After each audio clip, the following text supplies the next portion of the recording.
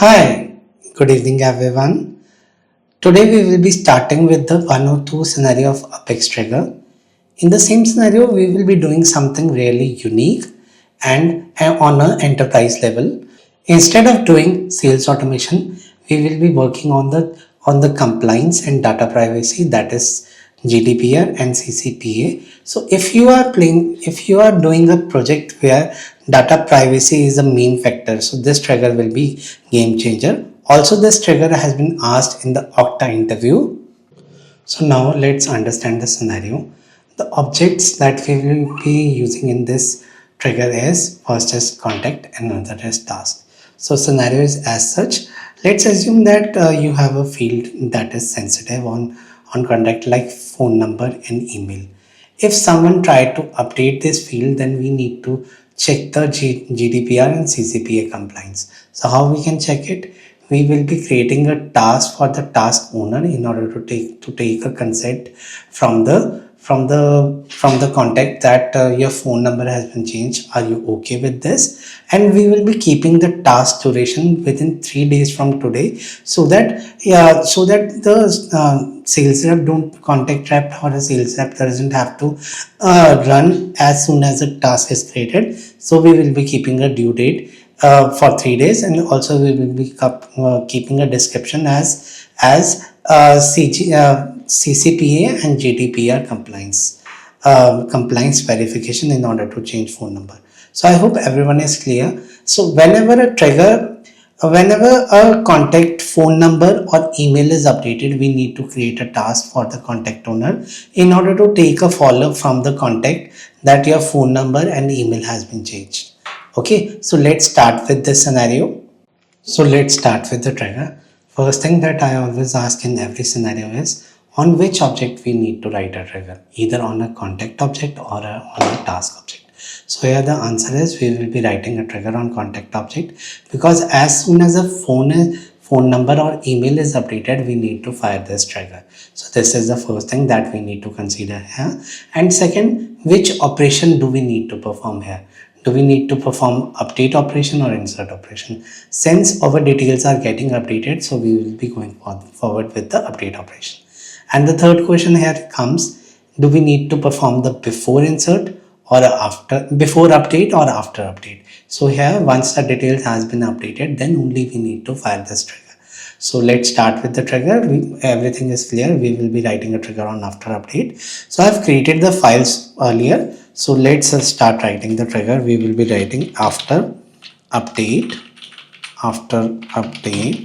and after writing after update, what I will be doing, if trigger dot is after and trigger dot is update, then in that scenario what you need to do, you need to call a method of a handler class. So I have also created a class name as contact handler dot handle GDPR. So this is a method name. Here we will be passing two parameters. First is trigger.new and second is trigger.oldMap. Why we need trigger.oldMap here? Because we need to compare the previous email with the current email, if that has been changed, or previous phone number with the current phone number, if that has been changed. So in order to get the things, we need to get both the things, that is trigger.new as well as trigger.oldMap. Once we are done with this, we will be saving this out. This will not get saved because we haven't created any method till now. So let's copy this method, and here after doing what I will be doing, public static void, and here this is a method name, that is handle GDPR, and here what I will be taking, list of contact, since our trigger is on contact, so list of contact is equal to new records, and further we will be taking map of ID versus contact, and here what I will be taking old map here. So once we are done with this, we will be saving this trigger, saving this class, and further save the trigger so that our framework don't create any issue here. Once we are done with this, after doing this, what we will be doing, we will be starting the trigger. First thing we need to check is if phone number or email has been changed. So any of the things will be changed, then only our trigger should proceed further. So what we will be doing, for contact colon new records. After doing this, what I will be doing, if con dot, we don't need to check account ID here because account ID doesn't create any rule. But one thing matters here, if email is not equal to null, yes, if we can check if con dot email underscore c. No, it is a custom field, standard field. If this is not equal to null, or we can leave this thing because in the next line we are going to compare that. So let's leave this. If con dot email is not equal to old map dot get, that is con dot id dot email.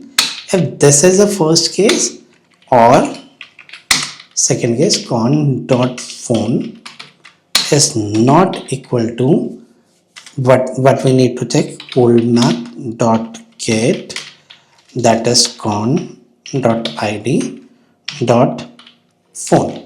If these two conditions doesn't match, then only we will be proceeding over trigger further.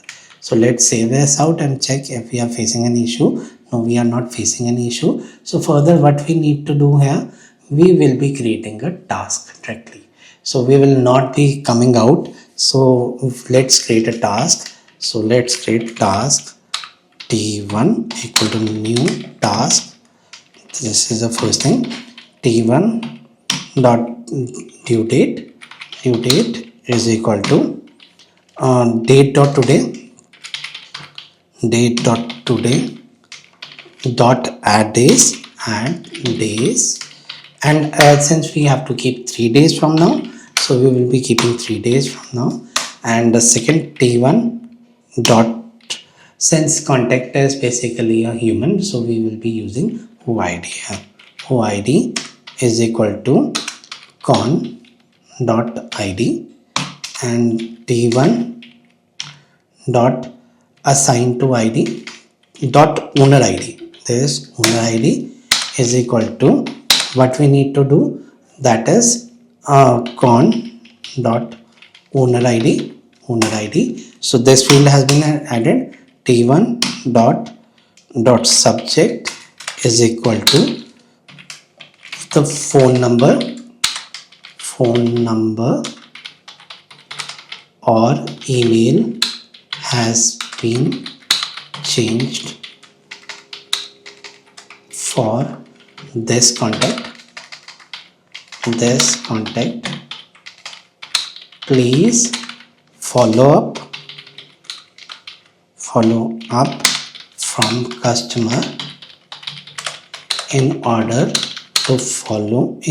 to get in norms of GDPR and CCPA.